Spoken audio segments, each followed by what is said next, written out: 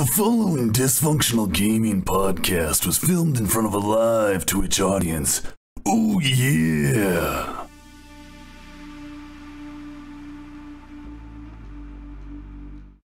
We're alive. How's it going? What's happening this week? Welcome to Dysfunctional Gaming's Talking D&D.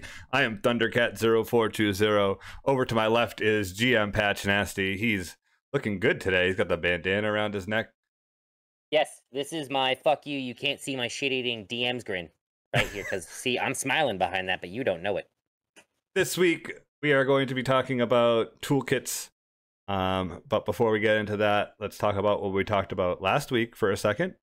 Talked about random tables. What? No, it doesn't hide hickeys. I get those on my face. We call those face hickeys because people punch me. Okay. I don't know where that went. That was...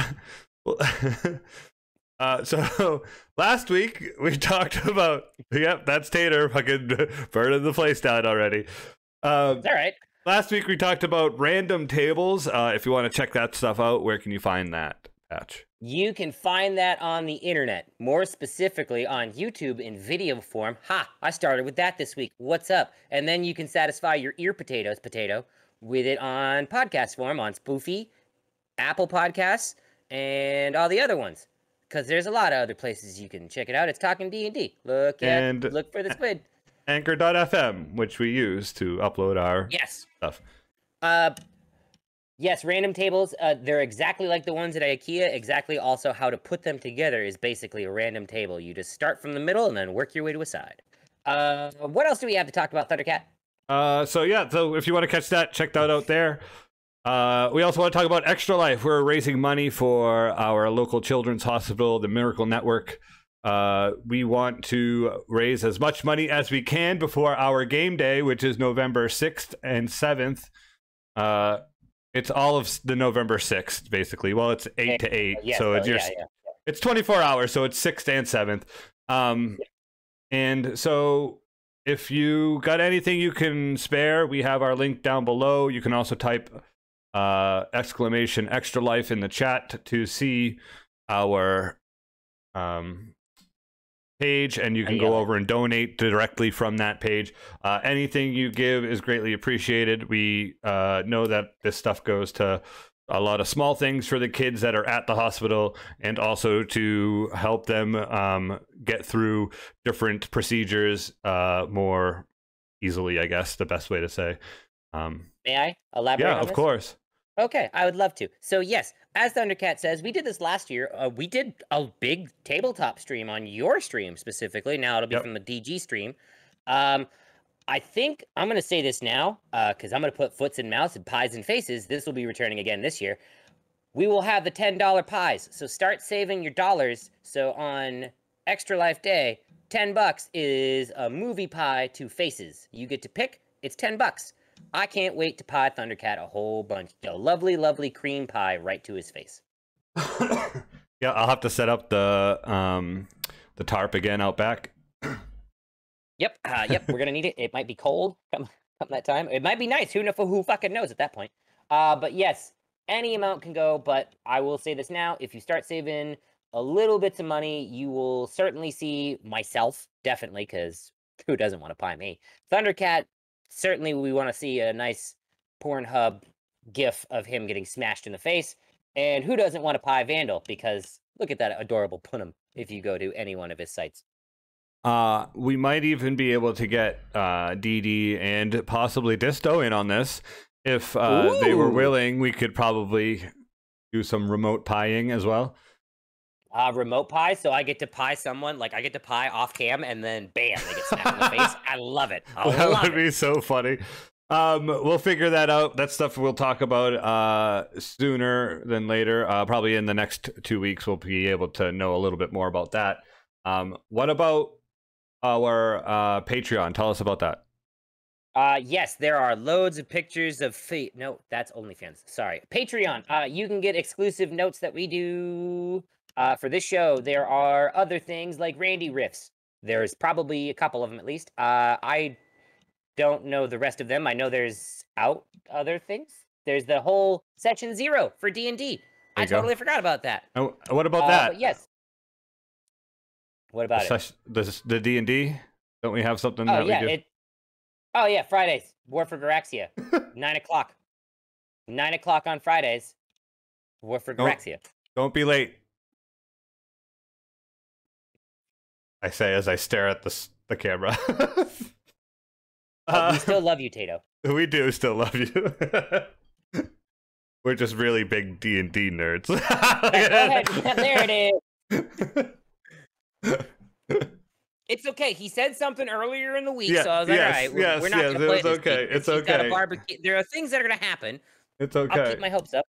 But then they were squished like that fish's. All right, moving on. This week we are talking about toolkits. Let's get into the Dungeons and Dragons talking. I'm sorry. It's okay. We love you still. Let's get into the toolkits. We covered equipment a few podcasts ago. So, and once again, if you need to catch up, go back and listen to the equipment one. We got to toolkits, but we didn't talk much other than a few of the random proficiencies that were added in through Xanathar's book. Well, I mean, they didn't really add much. They just added variety, like added a vast array of things to do with your toolkits. Like, because you get all those toolkits in the player's handbook. Like, I'll just scroll, like, a forgery kit.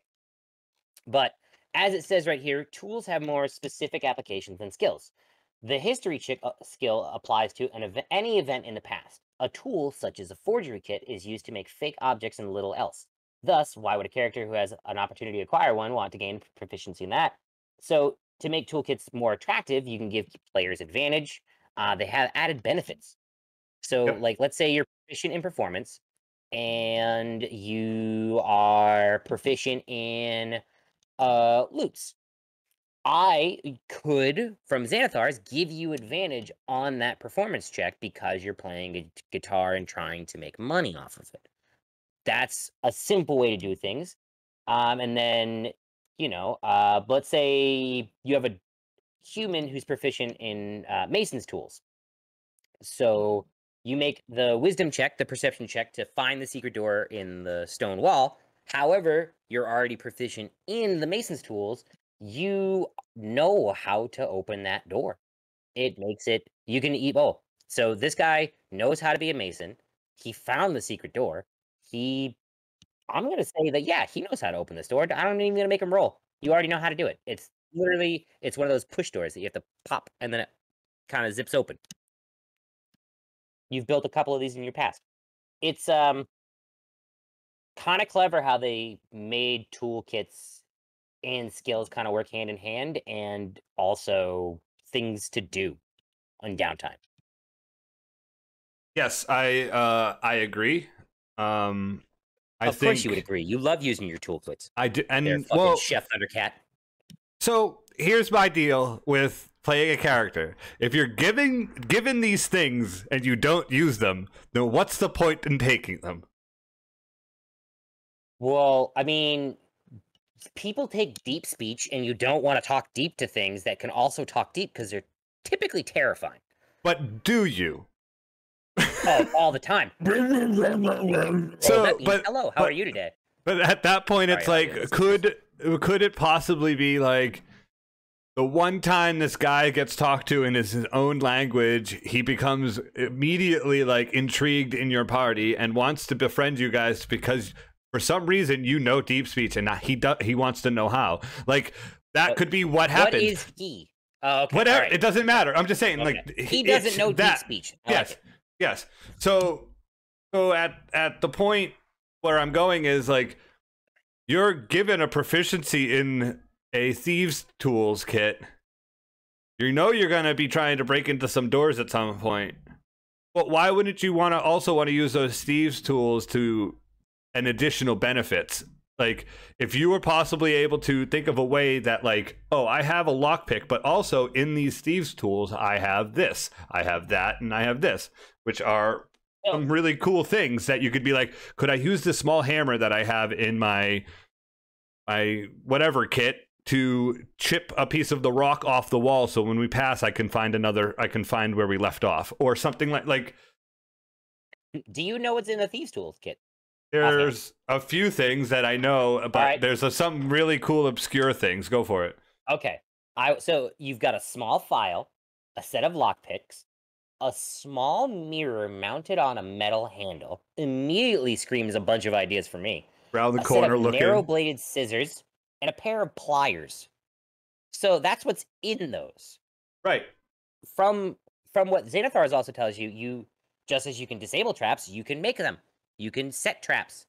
You can gain additional insight for looking into traps. You can, your history traps and different types of locks. You can get an added benefit from having that Thieves Tools kit on different skills.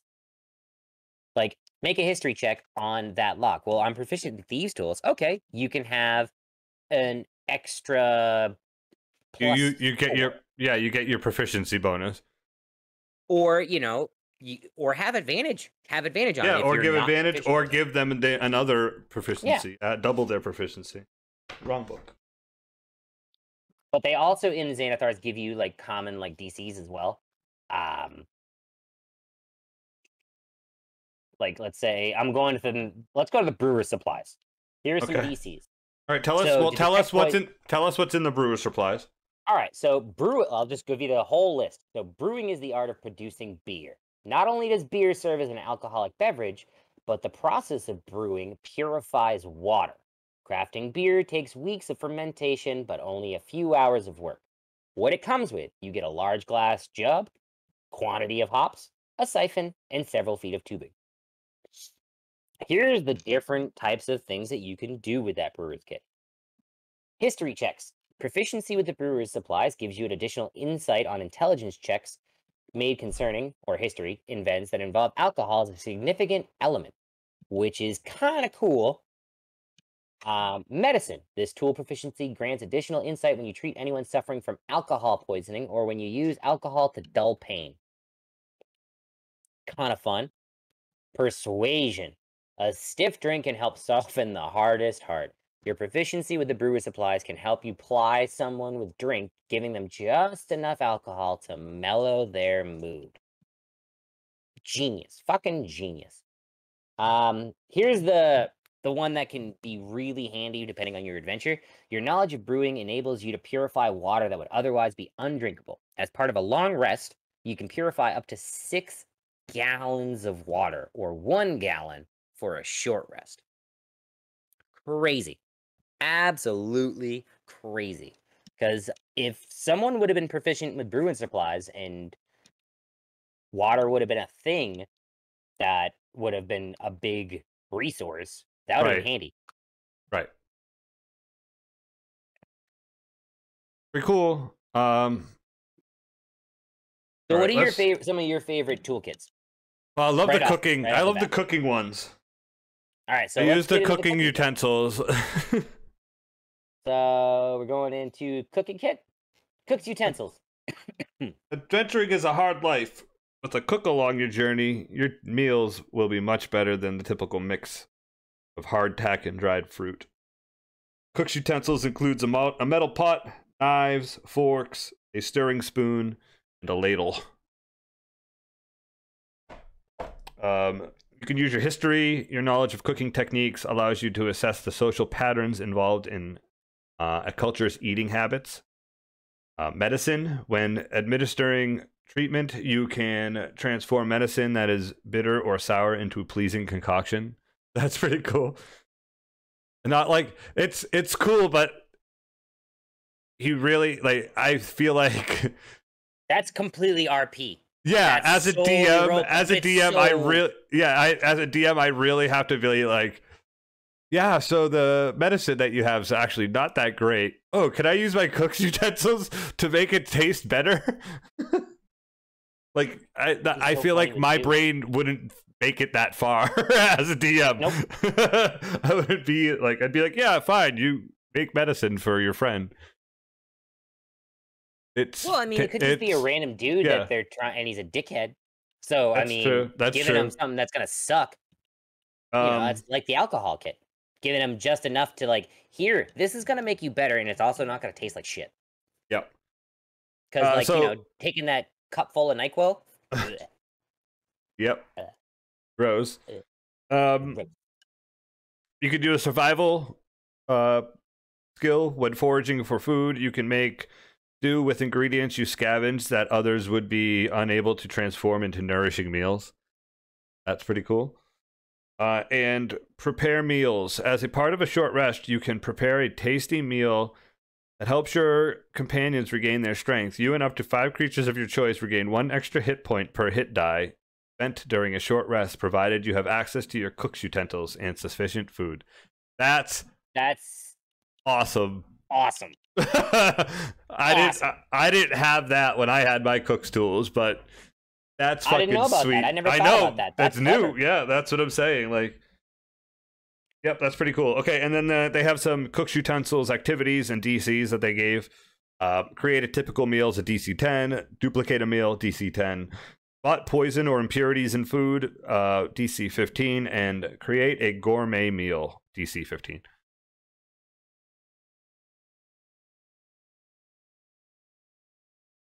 Okay. So, in the War for Garaxia, I have a tool proficiency that I'm probably going to try and use, and it's going to be ridiculous because it's going to be Ironhide coming up with a song, because I'm proficient in a musical instrument. I'm proficient in percussion, because I asked, I was like, I want to just hit things, like beat on my chest, tap on my horns. And Vandal allowed it, and I went, yes. I'm gonna tap on things and do that while I chew and take forever. I'm the most annoying character and I'm helpful. But proficiency with a musical instrument indicates who you are familiar with. Indicates you are familiar with the techniques used to play with it. You also have knowledge of some songs commonly performed with that instrument. You can also make history checks with them. Your expertise aids you in recalling lore related to your instrument. Kind of interesting. Performance. Talk about drums. Yeah. Talk about hitting things. Your ability to your ability to put on a good show is improved when you incorporate an instrument into your act. Duh. I'm sorry. If you're proficient with a musical instrument and you're already not doing that, you should. This is the interesting one. Compose a tune. As part of a long rest, you can compose a new tune and lyrics for your instrument. You might use this ability to impress a noble or spread scandalous rumors with a catchy tune. Oh boy. I'm curious to see what Ironhide's gonna come up with for a tune. But I think the beat's gonna be simple. It's just gonna be a 1, 2, 3, 4 type of percussion. You do know that Malcolm also has proficiency in violin, right? No, I didn't. Not in character, but Patch knows in player now, so this will be fun.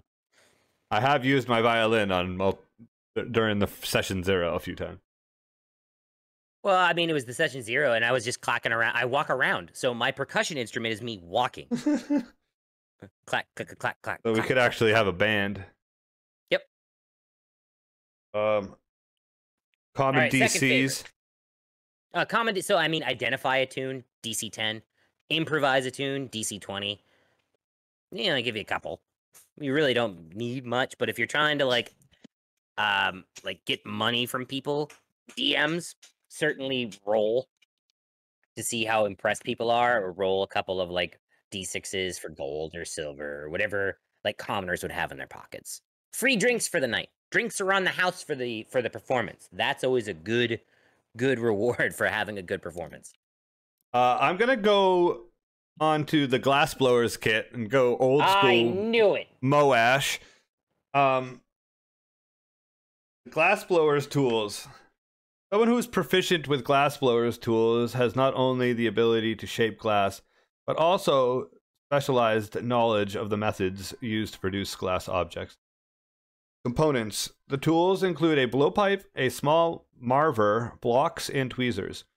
You need a source of heat to work glass. Arcana history. Your knowledge of glass-making techniques aids you when you examine glass objects, such as potion bottles or glass items found in a treasure hoard. For instance, you can study how a glass potion bottle has been changed by its contents to help determine a potion's effect. The potion might leave behind a residue to form the glass or stain it. That's bravo. That's fucking interesting. Bravo. Go on. Investigation. When you study an area, your knowledge can aid you if the clues include broken glass or glass objects. Oh, that's interesting. Identify weakness. Within 1 minute of study, you can identify the weak points in a glass object. Any damage dealt to the object by striking a weak spot is doubled.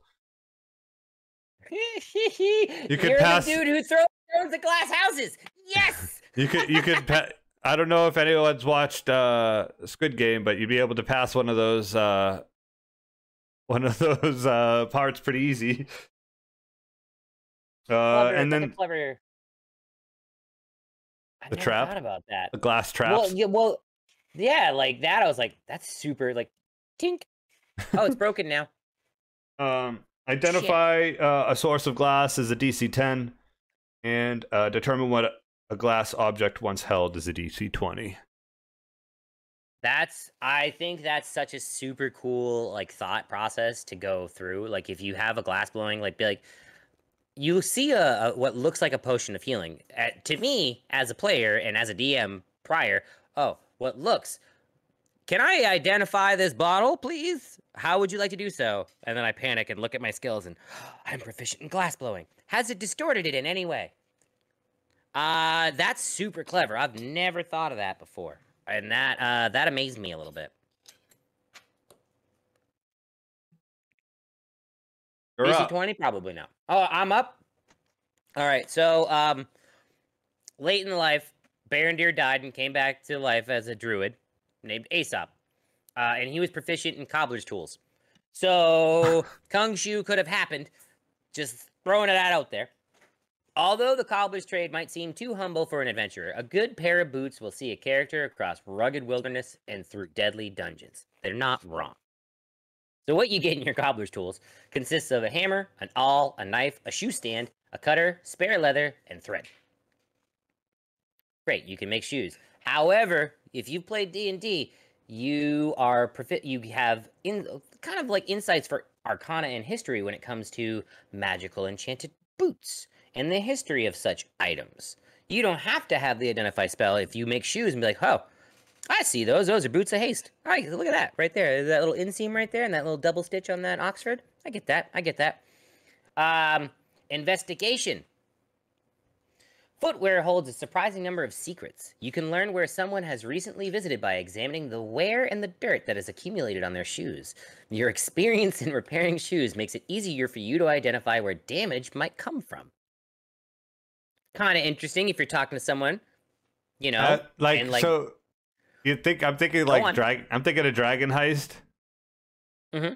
And how there's a bunch of stuff in there that you have to like you're a detective agency basically. So like that's funny stuff. All right, here comes some fun ones. Maintaining shoes. As part of a long rest, you can repair your companion's shoes. For the next 24 hours, up to 6 creatures of your choice who wear shoes you worked on can travel up to 10 hours a day without making saving throws to avoid exhaustion. I'm such a bad DM that I haven't thought of any of this stuff to be like, you guys haven't bought boots in a long time and you've been walking for a while. Give me a check. Give me check to see how good your boots look. Wait, I'm a cobbler. Hardcore DMs right there. I know, that's what I was saying. Like that's that's like that other one. I'm like, right. I never would have thought of that.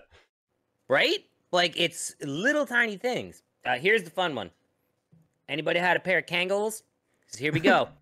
Craft a hidden compartment. With 8 hours of work, you can add a hidden compartment to a pair of shoes. The compartment can hold an object up to 3 inches long and 1 inch wide and deep. You make an intelligence check using your tool proficiency to determine the investigation check DC needed to find the compartment.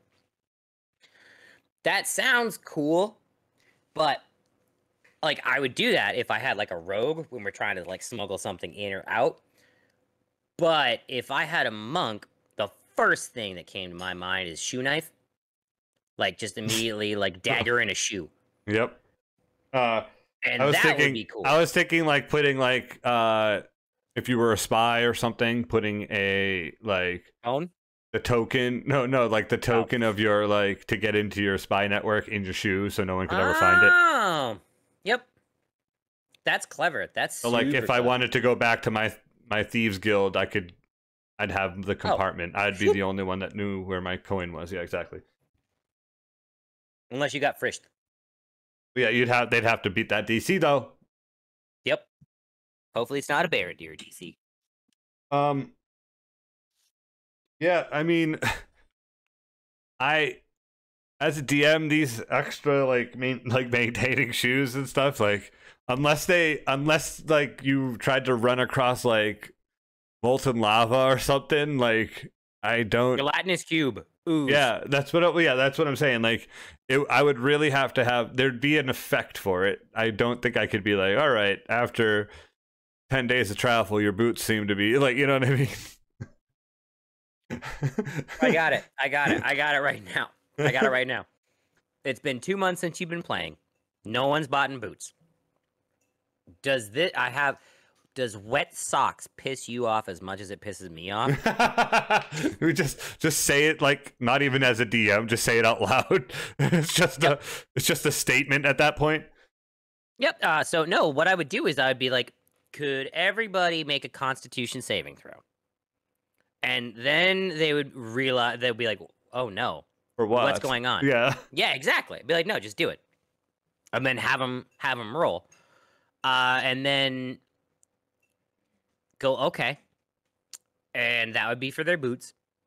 They would eventually have a hole, and I would just go, it's raining. They'd be walking. This person, you are immediately kind of a little more upset since your right boot you are more upset than the other person. Yep. Your right boot is now full of water, and your sock is soaked. That's funny. You're level 1. You don't have a magic boot. Not yet. That's funny. But yeah, that's one of those little things that like you can go a long way. You're up. Oh, give me some DCs. Oh, so DCs. So determine a shoe's age and origin. 10. This is a 2002 Nike, bro. Yeah, these retail for about 150. You could probably get a good 4. They don't make them no more. To find a hidden compartment in a boot heel. 15. There you go. It's fair. That's fair. I wanted to do Cartographer's Tools, but then I realized that I play a carpenter on our Zombo Force show, so I'm gonna do Carpenter Tools. We always talk about this other guy named Jesus in our game too, so let's talk about how good his proficiencies are like. Well, just because you're gonna use it right now, hang on. So, since Thundercat is a painter, he should certainly talk about carpentry tools. Yep. Well, the painter's tools, I'm not. Those aren't the right. Those aren't the right kind of carpentry first before you can even paint. Yeah, you have to do carpentry before painting. You're right. Exactly. Skill at carpentry enables a character to construct wooden structures. A carpenter can build a house, a shack, a wooden cabinet, or similar items. Components. Carpenter's tools include a saw, a hammer, nails, a hatchet, a square, a ruler, an adze, and a plane and a chisel. Cool.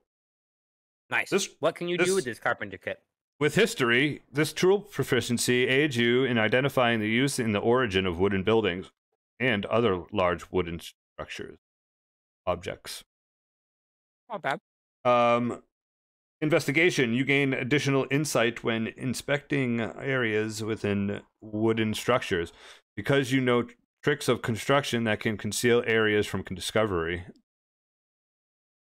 Find hidden compartments and stuff inside people's houses if it's made out of wood. Floorboards, where they're hiding the people under the stairs. Perception. You can spot irregularities in wooden walls or floors, making it easier to find trapdoors and secret passages. Clever.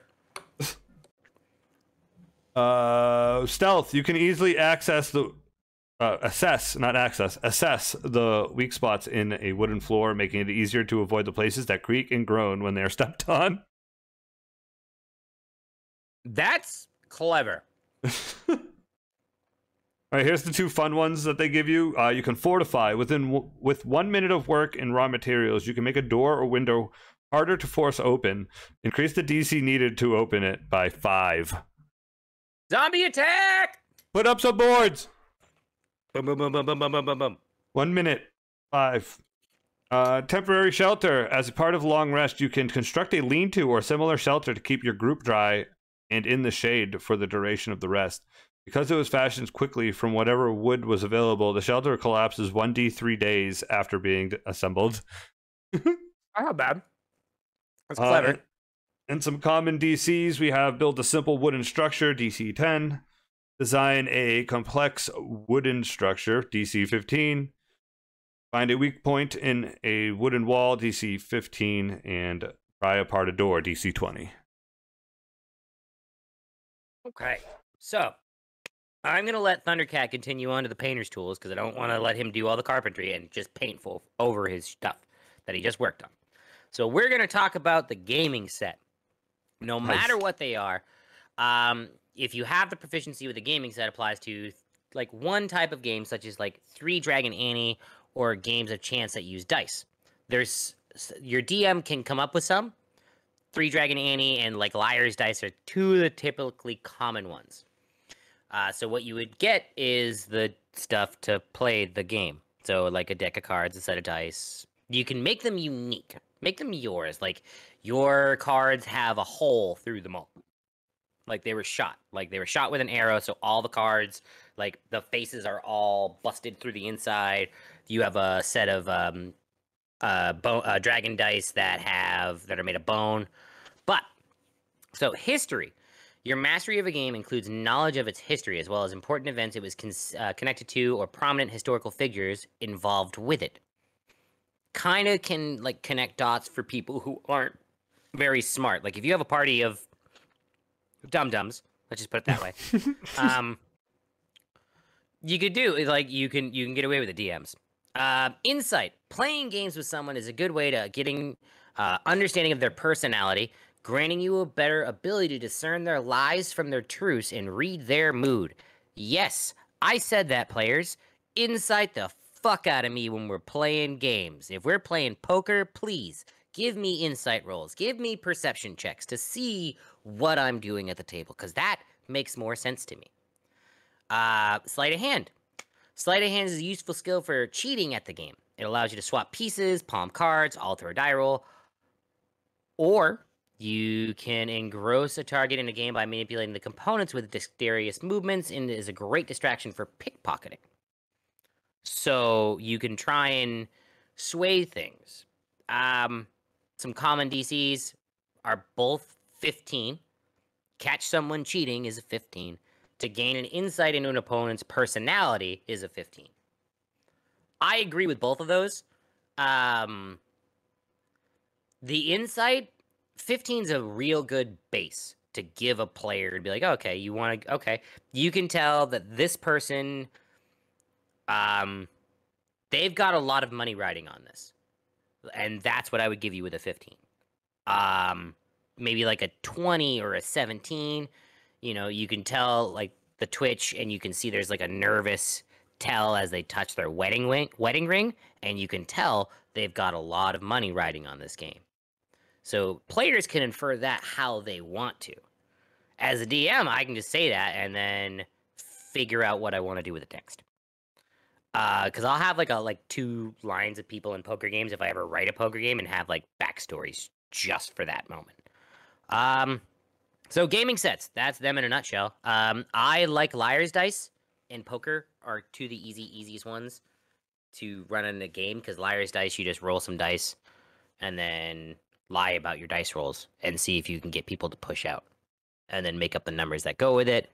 Poker, if you have people who have watched or played like Texas Hold'em, they'll enjoy it. If you don't use it.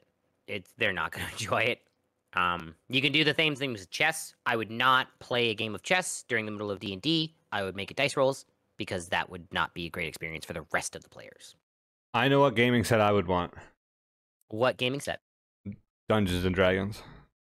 So I would give you the red box, which would have a set of 7 dragon dice, but they're not your average ones. Some of them have more, some of them have less shapes.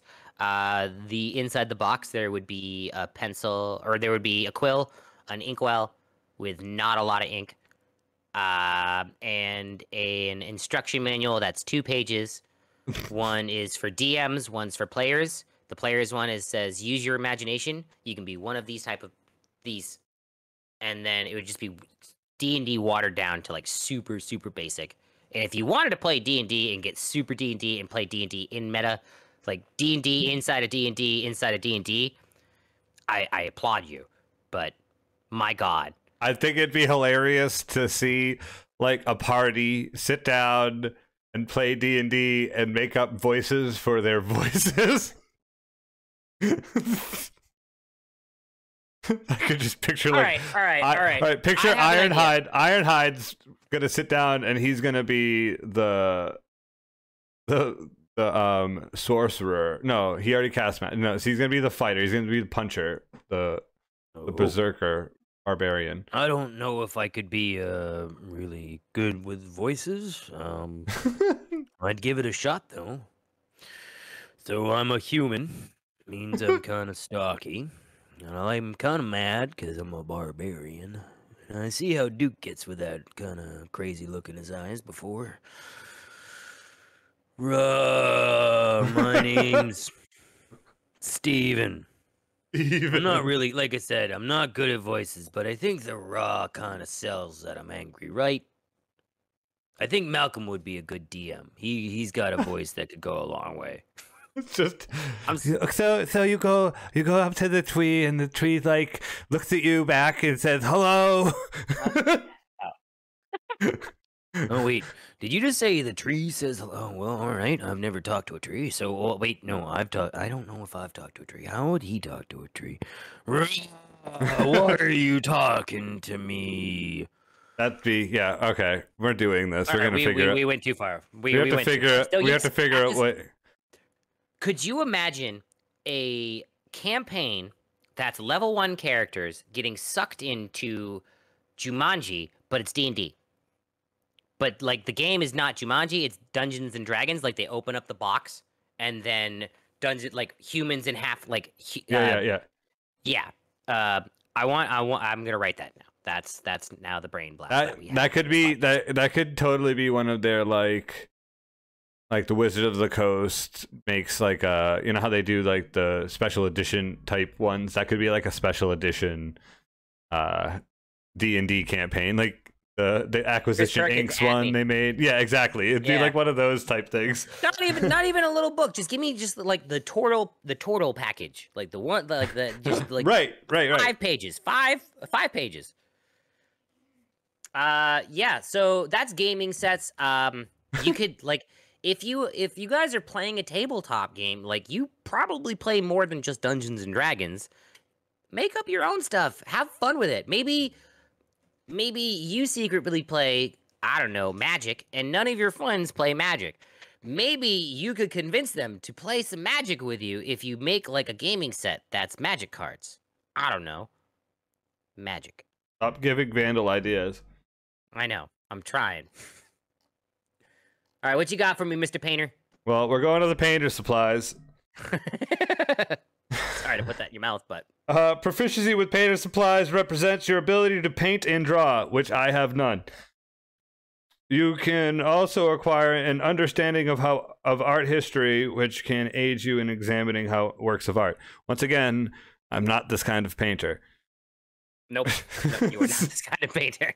Components. Painter supplies include an easel, canvas, paints, brushes, charcoal sticks, and a palette. Arcana, history, and religion. A house on there. Yeah, I could make a house on the easel With your carpentry tools. With my carpentry tools. There's your wood for your carpentry tools right there. I'd have to get a lot more. I'd need a lot more paint. You got the dude, you could make your lean-to with the painter's tools. You got the easel and your canvas, you're good. What is this? A building for ants? I'm done. I'm sorry. Arcana, history, religion. Your expertise aids you in uncovering lore of any sort. That is attached to a work of art, such as magical properties of a painting or the origins of a strange mural found in a dungeon. Blue steel. Maybe D&D isn't just about being really, really good looking. Where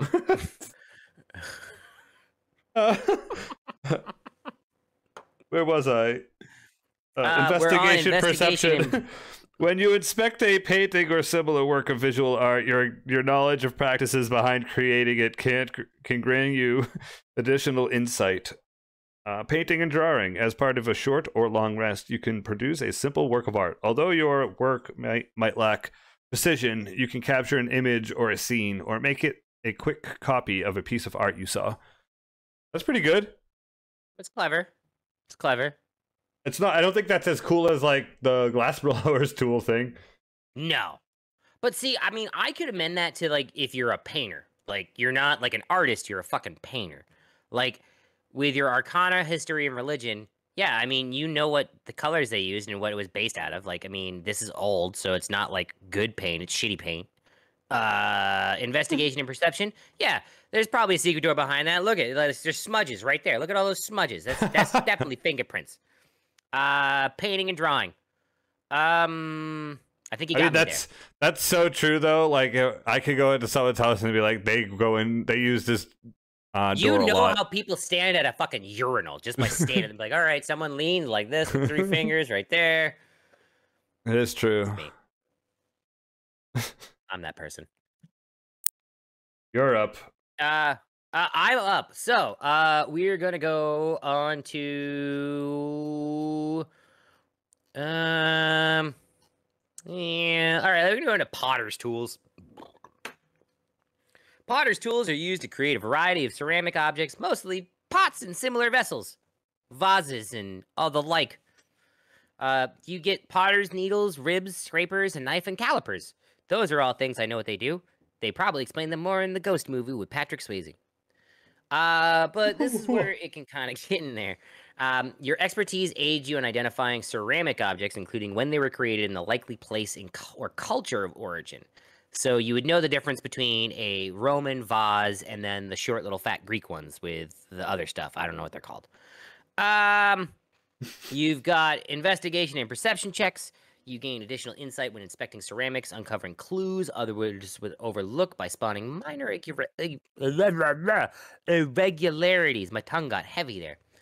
So that's kind of a cool one.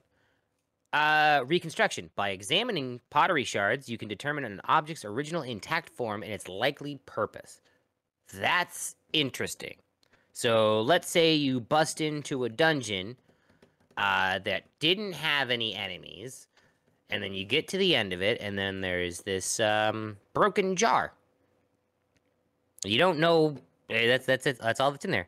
Okay, you get the one potter in there. Can I take a look at that? Oh yeah, that's a phylactery. It's broken.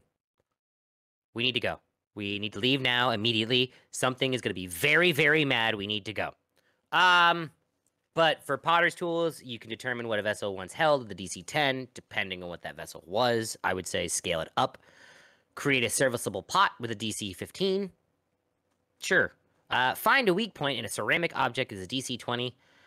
Depends on the object. If it's like a Link to the Past pot or a Zelda pot, that's like a DC 10. You just pick it up and throw it down on the ground as hard as you can. Yeah. Potter's Tools. Hooray. Potter's Tools. I'm going to talk about land and water vehicles. Yay! Hooray! Someone in each adventuring party should probably be proficient in one of these. That's 2 in our Tuesday game. Proficiency with land vehicles covers a wide range of options, from chariots and howdahs to wagons and carts. Spelled chowder wrong. Yeah, that's not chowder. Oh, there. Yeah, exactly. Well, there's an A. You're good. Proficiency with water vehicles covers anything that navigates waterways. Proficiency with land vehicles grants the knowledge needed to handle vehicles of that type, along with knowledge of how to repair and maintain them. In addition, a character proficient with water vehicles is knowledgeable about anything a professional sailor would be familiar with, such as information about the sea and islands, tying knots, and assessing weather and sea conditions. Arcana. I can't wait to be 2. When you study a magic vehicle, this tool proficiency aids you in uncovering lore or determining how the vehicle operates. That's cool. Investigation perception. When you inspect a vehicle for clues or hidden information, your proficiency aids you in noticing things that others might miss. Vehicle handling. When piloting a vehicle, you can apply your proficiency bonus to the vehicle's AC and saving throws. Ooh. That's cool. Remember that for when we play it again.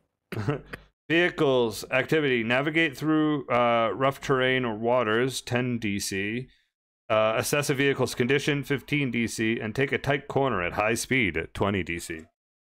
I agree with all those. I agree. Question immediately. This is for me and maybe other characters because there's 2 backgrounds that give you proficiency with vehicles, correct? And one of them is the mercenary or the soldier, and then there's also the sailor. Right, the sailor gives you water sea vehicles. Right. How would one? Let's say they have land vehicles. If they wanted to be proficient in water vehicles, would you have them do their own things in their own downtime, or would you try and work out a water type adventurer with that player in the party? I don't know. I think it would be probably on a session basis, I guess, depending on how. If I as a DM I wanted to make water encounters or not. But if they expressed that they wanted to and we weren't ever going to go towards the water or anything, I'd probably be like, I don't know, yeah, you can do it on the side, but it's going to be difficult. It wouldn't be beneficial. Right.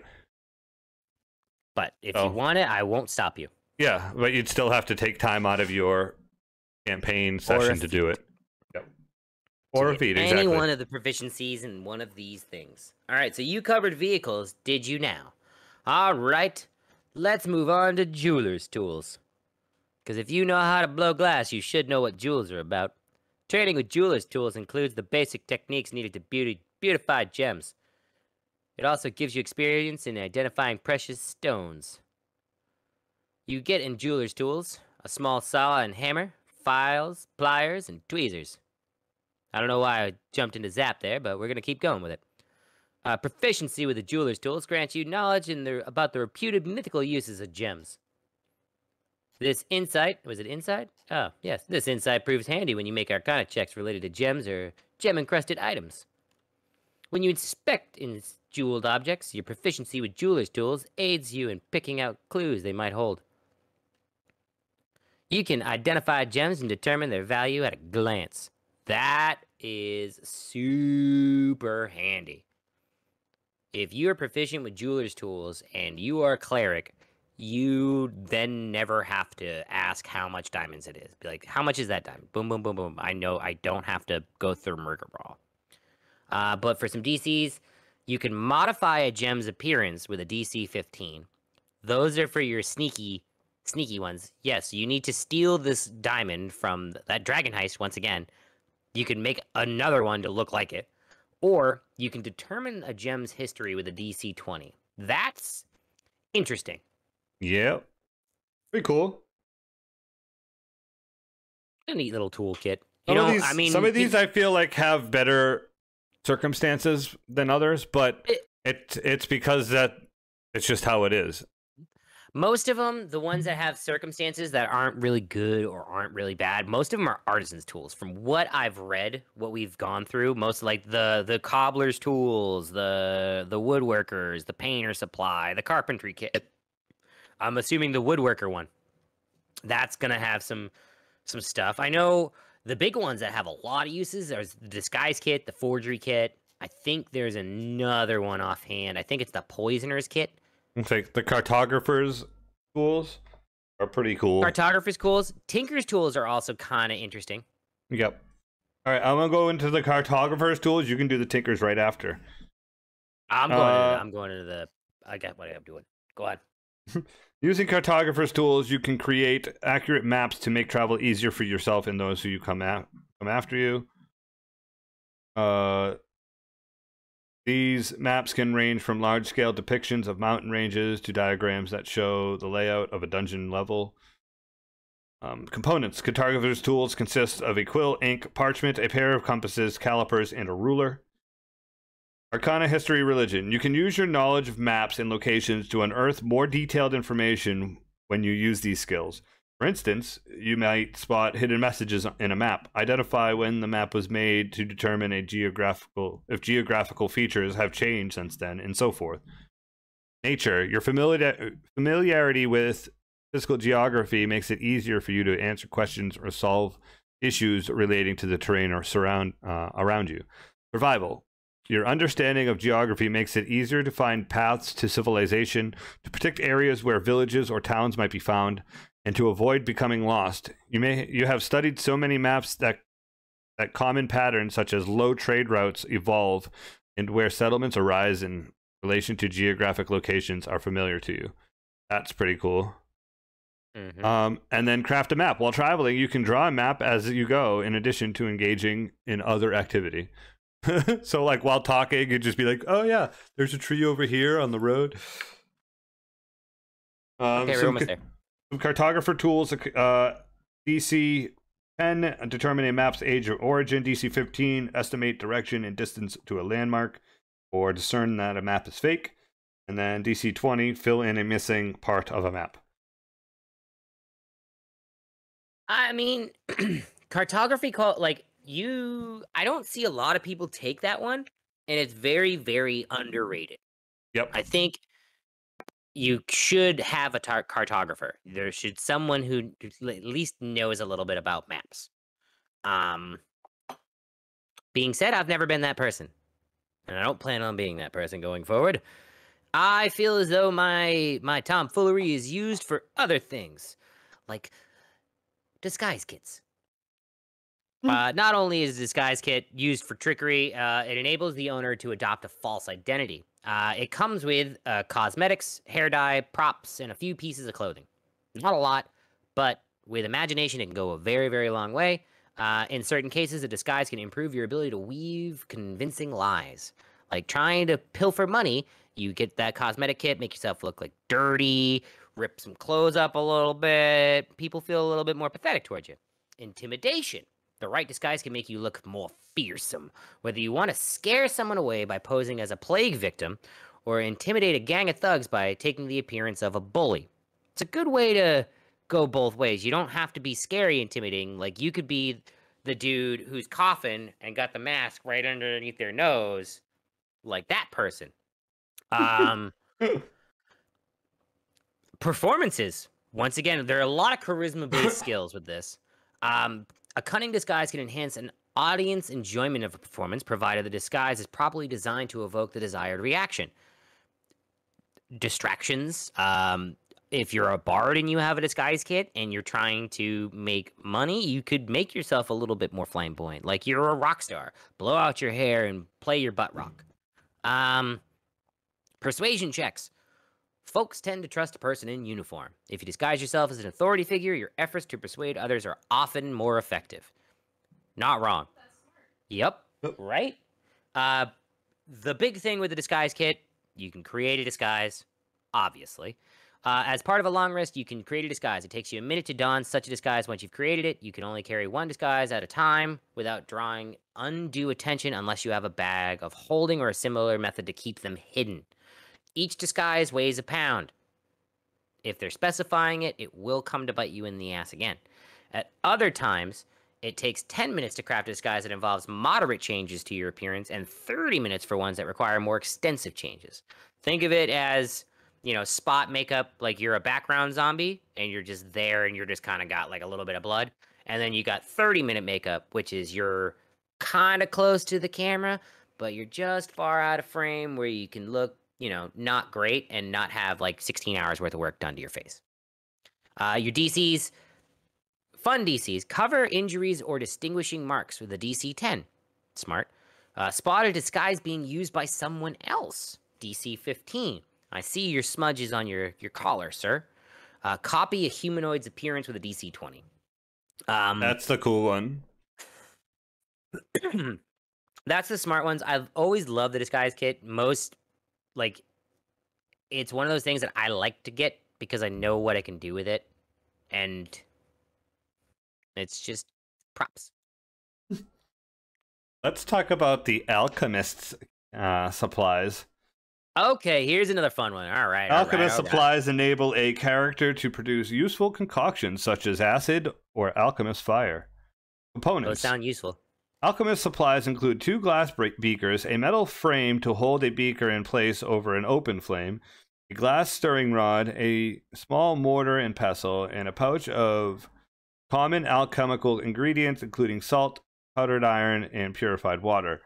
Arcana Proficiency with Alchemist Supplies allows you to unlock more information on Arcana checks involving potions or similar materials. Investigation. When you inspect an area for clues, Proficiency with Alchemist Supplies grants additional insight into any chemicals or other substances that might have been used in the area. And then crafting. You can use this tool proficiency to create alchemical items. A character can spend money to collect raw materials which weigh 1 pound for every 50 gold piece spent. The DM can allow a character to make a check using the indicated skill with advantage. As part of a long rest, you can use Alchemist Supplies to make 1 dose of acid, Alchemist Fire, antitoxin, oil, perfume, or soap. Subtract half the value of the created item from the total gold piece worth of raw materials you are carrying. So what you're saying is we can make soapy shoes with Alchemist Supplies and the Cobbler's Kit. We can make shoes that clean the floor as you walk across it. I was thinking you could set up a whole fucking chemistry station if you had a Glassblower and an Alchemist. Yo, we can break bad. Yeah, that's what I was thinking. Give me some DCs. Create a puff of thick smoke, DC 10. That's pretty cool. Little distraction. Poof. Ninja vanish. Identify a poison, DC 10. Identify a substance, DC 15. Ah, I see that's a poison. That looks like weed. Yep. DC 15, start a fire. And DC 20, neutralize an acid. I mean, I agree with all those except for start a fire. Well, with your alchemical, with the supplies, chemical fire, yes. Yes. A chemical fire. I mean, you could do it with a lower DC. If you're trying to do something else, you could certainly start a fire. It'd hurt yourself, probably. You're trying to make soap and you rolled a 2. Okay. It smells bad and things catch on flames. You started a fire. Wasn't a 15, but, we tried to do something else. All right. I've got one that's going to knock your block off there, Thundercat. It's one of my favorite supply. We're moving on to calligraphy. It's amazing. Calligraphy treats writing as a delicate, beautiful art. Calligraphers produce text that is pleasing to the eye, using a style that is difficult to forge. Their supplies also give them some ability to examine scripts and determine if they're legitimate, since a calligrapher's training involves long hours of studying writing in an attempt to replicate its style and design. So you get ink, dozen sheets of parchment, and quills. 3 of them, to be exact. Arcana checks. Although calligraphy is little help in deciphering the content of magical writings, proficiency with these supplies can aid in identifying who wrote a script of a magical nature. You might know who, not the what, though. That's very interesting. Because if you know, like, this has got some Tasha language to it, this was definitely Tasha. That's got to be hideous laughter if it's a scroll, right? So or her history. cauldron. Or her cauldron, yes. This tool proficiency can augment the benefit of successful checks made to analyze or investigate ancient writings, scrolls, or other texts, including runes etched in stone or messages in frescoes or other displays. Another kind of niche-y thing, but DMs will throw runes and stuff on stones all the goddamn time. Yep. Deciphering a treasure map. This tool proficiency grants your expertise in examining maps. You can make an intelligence check to determine a map's age, whether a map includes any hidden messages or similar facts. That's super cool. I like that. Some DCs with your Calligrapher Supplies. Identify writer of non-magical script as a 10. Determine writer's state of mind with a 15. Spot forge text with a 15. And forge a signature with a 20. With a Calligrapher's Supply. That's kind of clutch, because then you don't have to go into the whole forgery kit, which takes time, and you just have to sign a piece of paper real fast. Can I actually have a copy of that document that we need? Sure. What was your name again, sir? Pleasure to meet you. Okay. Everybody fuck off for a little bit. Let me do this. Okay. Once again, another artisan tool that's clutch in Nishi. What are we going into next, Thundies? Let's do the Herbalism Kit, since that's one of the bigger ones that we should probably talk about. Yeah, glass blowing and herbalism. Oh, wait. Yes.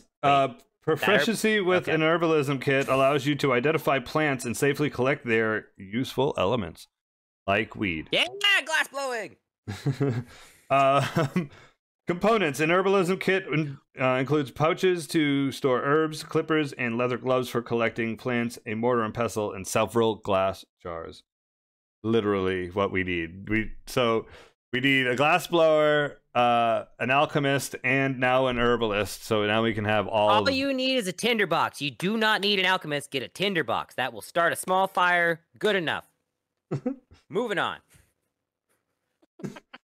Arcana. Your knowledge of the nature and uses of herbs can add insight to your magical studies that deal with plants and your attempts to identify potions. Investigation. Okay. When you inspect an area overgrown with plants, your proficiency can help you pick out details and clues that others might miss. Medicine. Your mastery with herbalism improves your ability to treat illnesses and wounds by augmenting your methods of care with medicinal plants. Cool. And nature and survival. When you travel in the wild, your skill in herbalism makes it easier to identify plants and spot sources of food that others might overlook. Identify plants. You can identify most plants with a quick inspection of their appearance and smell. I can do that in a lot of places. A couple of DCs are find plants, DC 15, and identify poison, DC 20. It's not, I mean, herbalism kits, they have a good use no matter what in the book, and then they just add more cool stuff. If you're proficient in it and you're in Chult, it's going to come in handy. That's one of those things that a lot of people start with too, like the herbalism kit. Yep. Let's see. Do I want to do them? Yeah, let's do them. All right, let's get into the wood cart. No, let's get into Tinker's Tools. Let's get into something that's interesting. So Tinker's Tools is designed to enable you to repair many mundane objects. Though you can't manufacture much with Tinker Tools, you can mend torn clothes, sharpen a worn sword, patch a tattered suit of chainmail. So you'll get a variety of hand tools, threads, needles, whetstones, scraps of cloth, and leather, and a small pot of glue. You can determine the age and origin of objects, even if you only have a few pieces remaining from the original with your history. Investigation, you'd be able to inspect a damaged object. You gain knowledge on how it was damaged and how long ago. And then the fun one, repair. You can restore 10 hit points to a damaged object for each hour of work. For any object, you need access to the raw materials required to repair it. For metal objects, you need to access open flame hot enough to make the metal pliable. Some easy DCs, temporarily repair a disabled device with a 10. Repair an item in half the time with a 15. And then improvise a temporary item using scraps is a 20. Not bad. Kind of Cool. one of those things that I thought you could make stuff with, but it's more of just like kind of fixing stuff with. Fixing things and knowing what things do. You're a watchmaker. Let's talk about the Smith's tools. Woo! Smith's tools allow you to work metal, heating it to alter its shape, repair damage, or work raw ingots into useful items. Components: Smith's tools include hammers, tongs, charcoal, rags, and a whetstone. You can use Arcana and History. Your expertise lends you additional insight when examining metal objects, such as weapons. Investigation. You can spot clues and make deductions that others might overlook when an investigation involves armor, weapons, or other metal work. Repair. With access to your tools and an open flame hot enough to make metal pliable, you can restore 10 hit points to a damaged metal object for each hour of work. Smith tools. Sharpen a dull blade, DC 10. Repair a suit of armor, DC 15. Thunder a non-magical metal object, DC 15. It's not bad. I used that when to sharpen everybody's weapons in as can do. Yeah, you did. You did. I'm gonna go into one that has a lot of uses. We're gonna bump into another good kit, the Forgery Kit. It's designed to duplicate documents and to make it easier to copy a person's seal or signature. So with your Forgery Kit, you will get several different types of ink, a variety of parchments and papers, several quills, seals and sealing wax, gold and silver leaf, and small tools to sculpt melted wax to mimic a seal. When you get like a sealed letter, you'll start to realize, if your DM goes all out, be like, wow, I'm going to save this. But with Arcana, a Forgery Kit can be used in conjunction with the Arcana skill to determine if a magic item is real or fake. That's super handy. I've never been faked out on a magic item so far, but I do have gloves that make it so I can't drop things, and I don't think that the Forgery Kit would have helped that, because they also make it so I can't tell a lie. Deception. A well-crafted forgery, such as papers proclaiming you to be a noble or a writ that grants you safe passage, can lend credence to a lie. So you can, get away with, I'm the Grand Poobah of the Doink with this paper that I took 12 hours to forge.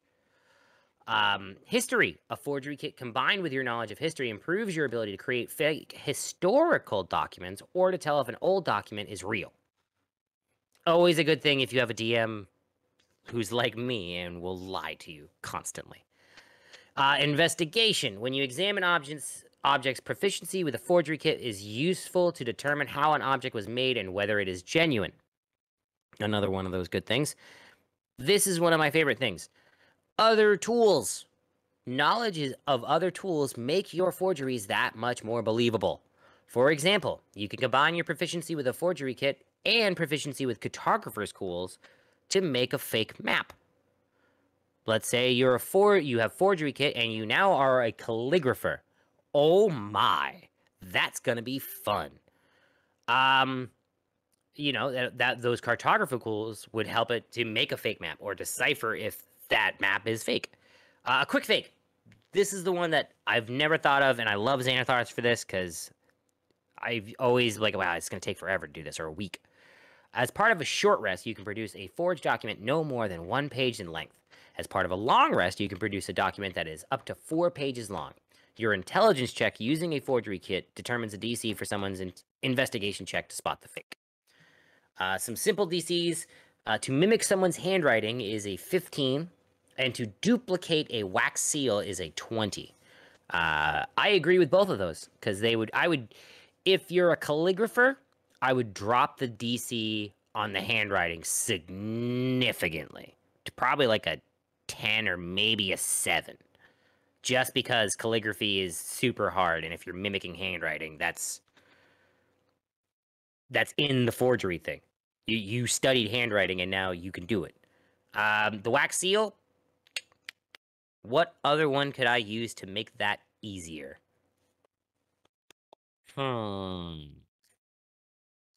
Carpenter's Tools, Brewers Supplies.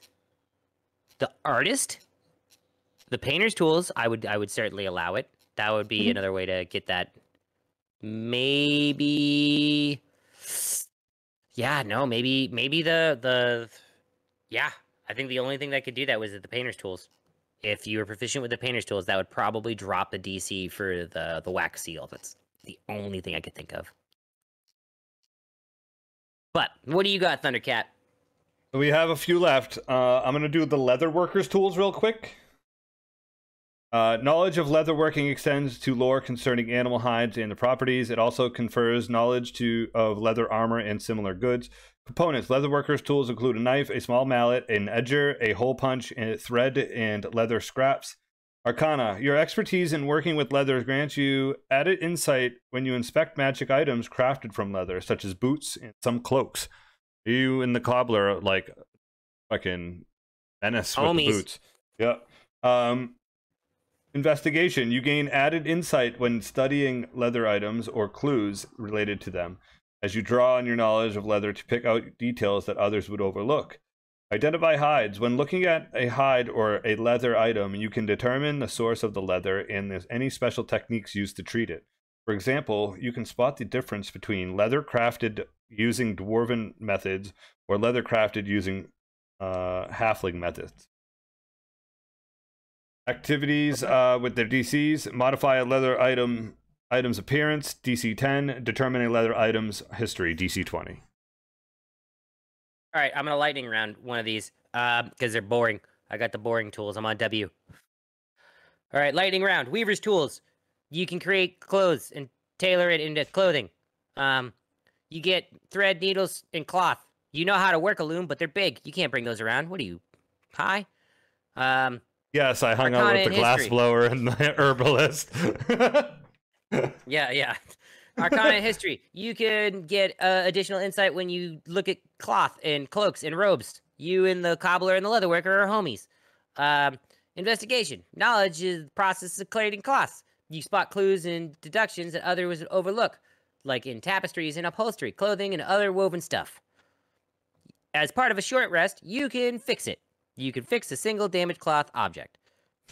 If you have access to significant cloth and thread, you can create an outfit for a creature as part of a long rest. Woohoo! Took you a little while to get there. Yeah, you can repurpose cloth and mend a hole in a piece of cloth with the DC 10, and you can tailor an outfit in 15 with a 15. All right. Sure. Make clothes. Exciting. Yeah, clothes. Yeah, you and the cobbler. Navigator Tools. Proficiency with Navigator Tools helps you determine a true course based on observing the stars. It also grants you insight into charts and maps while developing your sense of direction. Components. Navigator's tool include a sextant, a compass, calipers, a ruler, parchment, ink, and a quill. Survival. Knowledge of the Navigator's tools helps you avoid becoming lost and also grants you insight into the most likely location for roads and settlements. Sighting. By taking careful measurements, you can determine your position on a nautical chart and the time of day. That's not bad. Woo. If it's a ocean-based campaign, that's pretty important. Plot a course, DC 10. Discover your position on a nautical chart, DC 15. All right, woodcarver's tools. You make stuff out of wood. You get a knife, a gouge, and a saw. Your expertise leads into insight when you examine wooden objects, such as figurines or arrows. Nature. Your knowledge of wooden objects gives you some added insight when you examine trees. Yes. All right, there you go. Why is that tree talking to me?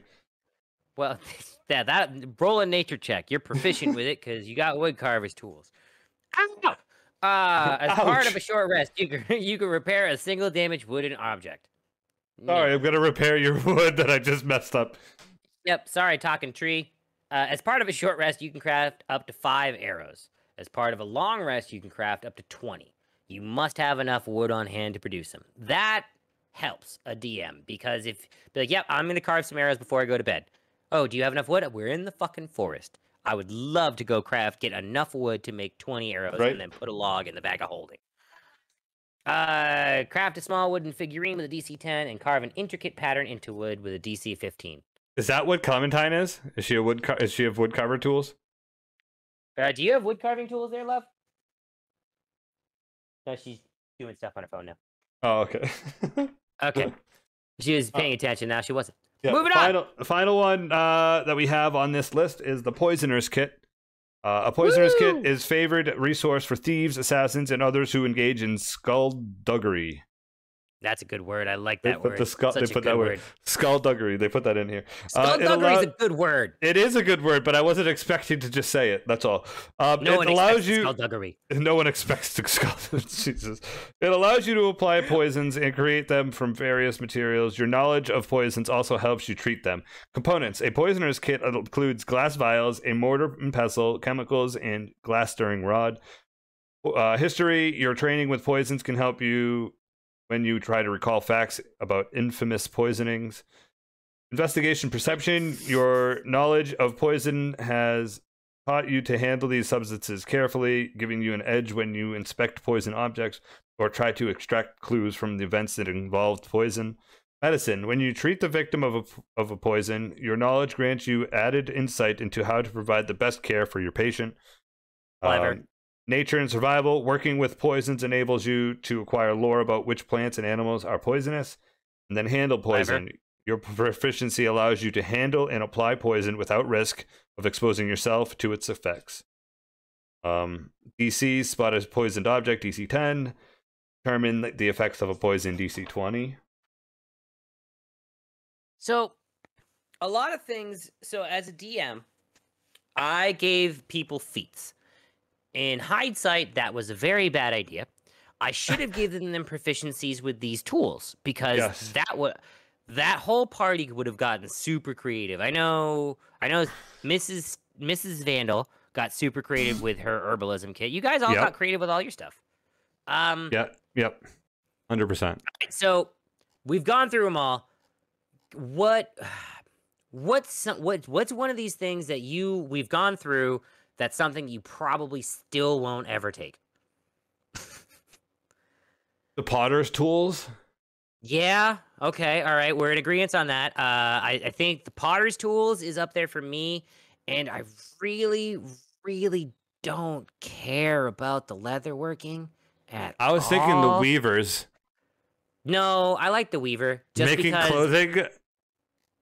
All right. So first of all, we had a campaign where we had butt swatches. All right. Still, hold on. Having the Weaver's tools would have been super awesome because then my butt swatch suit would have been so much cooler. All right. Listen. I'm listening. Kung shoes. Yes. Listen. I'm listening. The Weaver's Kit. We'd have to find a loom.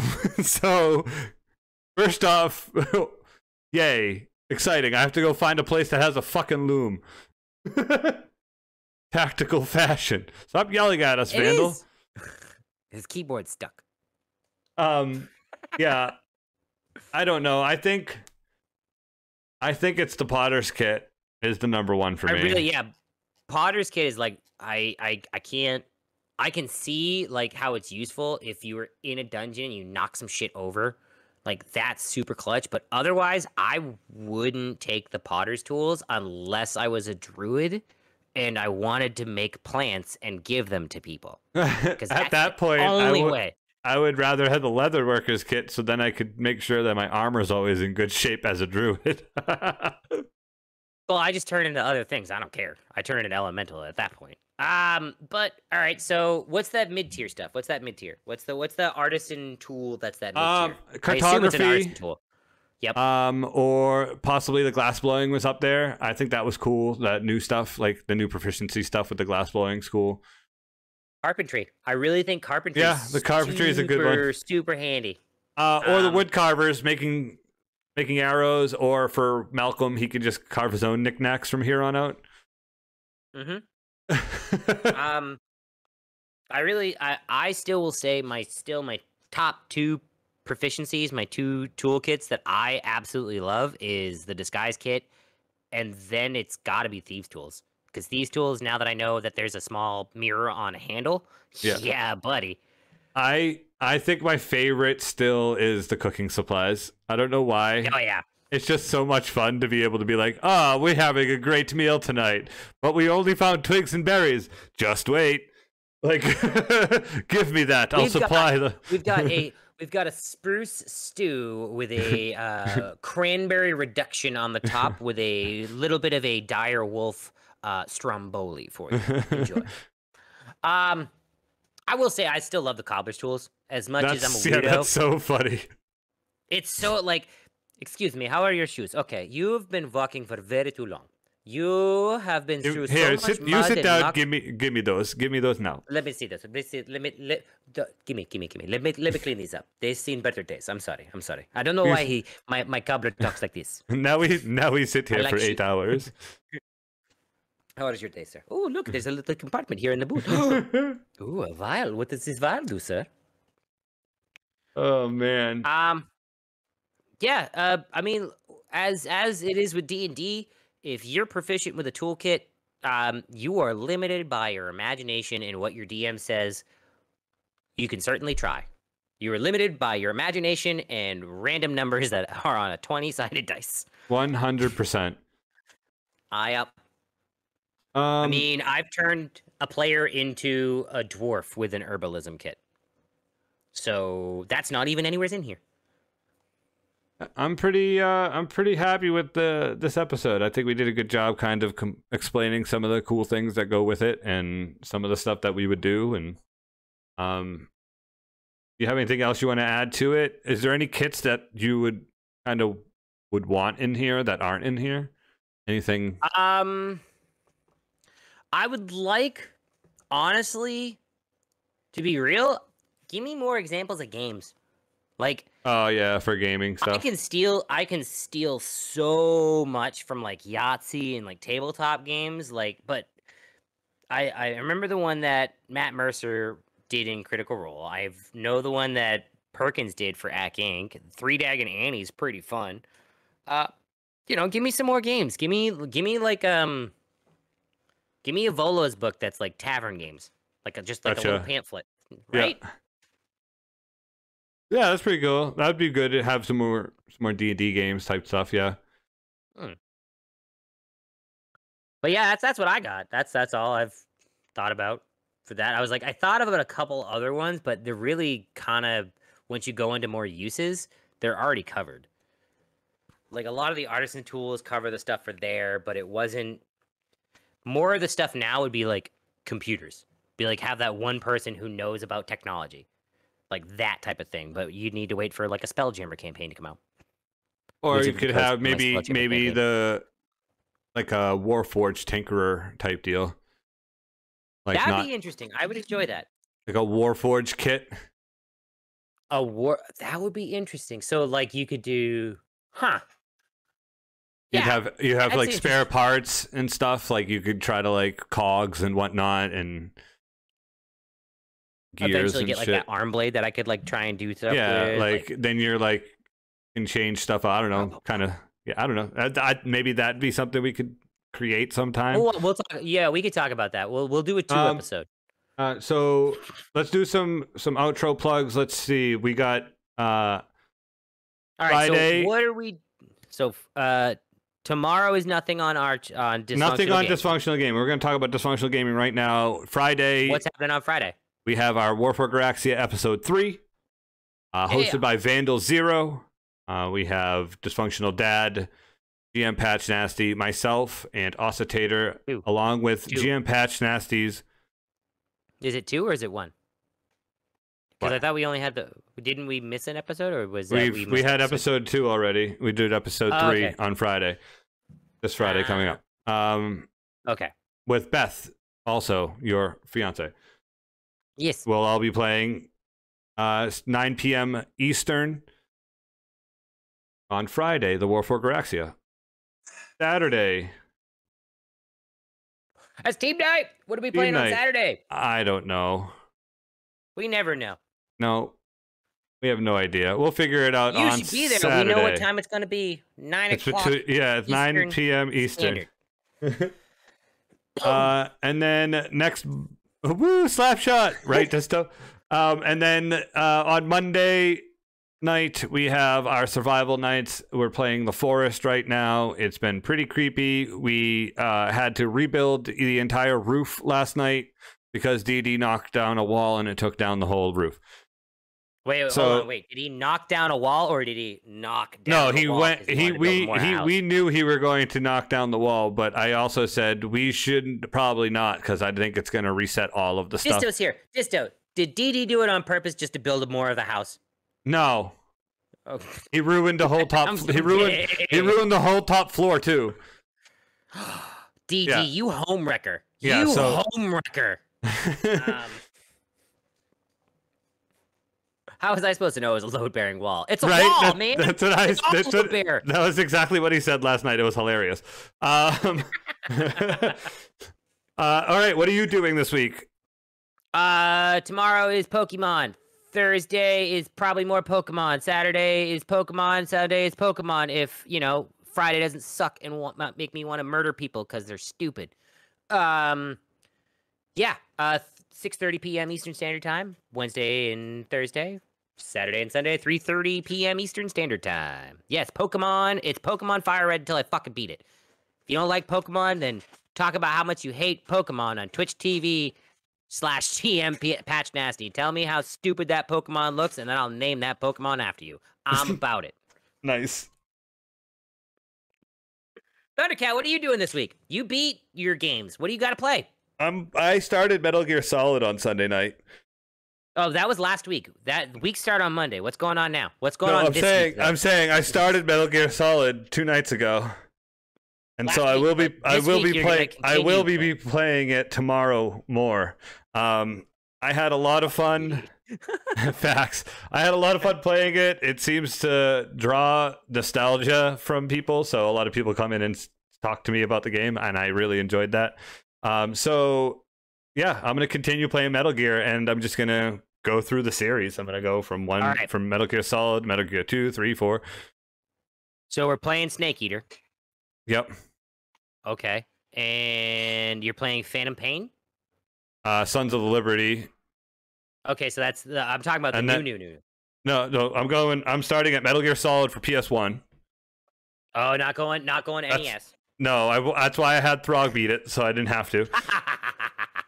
Metal Gear Solid for PS1, and then I'm doing Metal Gear 2, Sons of Liberty, Snake Eater, and then Guns of Liberty, I think it is the next one or something like that.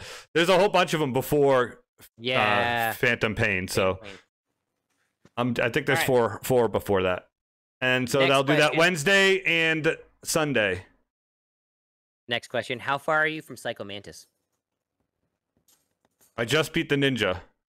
Okay, so I think Psycho Mantis is next. Yes, it is. Yes, it is. I beat Ocelot. Okay. I beat Revolver Ocelot, and I beat Ninja. The Ninja. All right. So make sure you're there tomorrow at what time? I don't know yet. Sometime tomorrow. That time. Where? At Dysfunctional Gaming. No, I'm just kidding. At Thundercat 0420. I know. I want people to go to Dysfunctional Gaming TTV more than I want them to come to me. All right. So when you beat Metal Gear Solid and when I beat Pokemon, do you want to play a retro game on like a Wednesday stream? We could do that. You and I. Yeah. I got a couple I have been kicking around that would either piss both of us off or we do something fun. I'm down. 100%. All right. 100%. What else we got? That it? Don't forget about Patreon. There's stuff on there. Yeah. Also, Extra Life, please donate. Anything helps. We want it to make this the biggest year we have. And right now we're a little behind where we were last year. So to put that into perspective, we had at this point, I think we were at almost 1,000 right now. So we're only at 650. If we can get to that 1,000 before game day, we'll have a good chance of hitting our goal. So don't forget, I still have to put in my home run ticker. So that's still on me. I'm waiting for stream day to do that. And then I've been hold on, I have to get up to this. I've been kind of saving some of the change from tips. Nice. Yep, so I have to dump the cup tomorrow, so that'll get us to about here. I like going a little bit more, saving pennies and nickels. Yeah, I'm going to be returning all my collectibles to donate as well, so Schmack. Bottles, cans, anything helps. As much as you can, as little as you can, all amounts matter. The links in the Kids chat matter most. It will also be in our comment area, our info area, about me section. All those different spots on Spotify, Anchor, Apple, and YouTube. Do I have to switch gears now? One more thing. Okay, one more thing. Well, I want to talk about next Tuesday. What's next Tuesday? What are we talking about? I forgot about that. What are We we talking never talked about. Actually, first let's talk about Spooktober. Spooktober. That's happening on Halloween. Talk about it. It's all day. There will be streamers. There will be all kinds of streams. It's starting here at midnight, probably before, because it's Saturday night and it goes into Sunday, so it'll be team night before I eventually pass out, because I'm streaming that morning. But we'll be talking about stuff from midnight to 2. DD will be kicking it off with his leg. Then we'll be going over to some Night of the Living Dead, some more streams. We've got a bunch of great blocks. We've got some great streamers. We've got Dara, Call Me Dara. We've got, I believe, BWAD. We've got Wing. We've got Lifted. We've got Thraw. We've got myself. We've got some other names that I forgot because my highlights are over here and I'm not looking at them. But yes, it starts midnight, Sunday, Halloween here, and ends with season 2's premiere. Yes. Of Zombo Force. Yes. I've heard I've been spoiled to later episodes, so you guys are in store for a fucking ride. So am I, but you know, I'm excited. Season 1 season 1 was super funny because I watched it twice. I watched it as it premiered, and then I watched it all in one day, and I got to finish the season before we premiered it, and it was awesome. Yeah, I'm excited for season 2 to start and see what happened and how what happened. All right, thank you for that. Okay. Next week we're going to do. What are we talking about next week? We're gonna segue into. We're gonna do a homebrew week. Oh, another one? Yeah. We're going to do our second homebrew week. We're going to homebrew all of your spoopy pictures. Please send in all of your spoopy pictures in our Discord, to our Twitter, to our email, whatever you want to do. Send us a picture. Tag me on Twitter. We want to stat it. We want to put stats to your pictures. If you see a spoopy picture of a ghost, we'll stat that ghost. I don't know. We'll figure out how to stat it. If you see a castle that you want us to stat that looks spooky, we'll stat it. Okay. Give me a little taste. Stat an aspect of Jason's machete. It would definitely be sentient. Because Jason doesn't do it alone. Oh, of course not. Of course not. So it's taught and only speaks to its wielder. And nice. And it has to be linked to Jason. So like he had to attune to it for quite some time for it to be his. And it just the whole time you hear it's not even I wouldn't even give it. It's a basic machete with sentience. Oh, you wouldn't even give it a brutal crit? Nope. He uses Jason's strength and all of his he's the one pulling. Clever. Yes. He's like, you need to kill, and then you just hear, kill.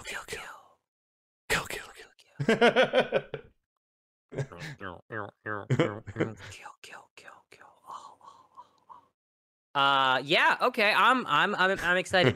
I think I'm gonna have to go now and then bookmark some things for myself. Yeah, we're gonna need to promote this. We're gonna need to push out some stuff on Twitter here and there to let everybody know to send us their stuff. But show me the spoops. If you're here now, send us some stuff. We'd love to hear from you. So now let's find out. Oh no, we got to find out who we're going to first there, Randy. Oh, okay. It's Vorpal. That's a good one. I agree with that. If you hit a 20 and then you got no head, boop, boop, doop, boop, doop, boop, your head came off. Yeah, I agree, Randall. That's 10 points to Gryffindor right there. Let's see. Who are we going over to? Who is alive?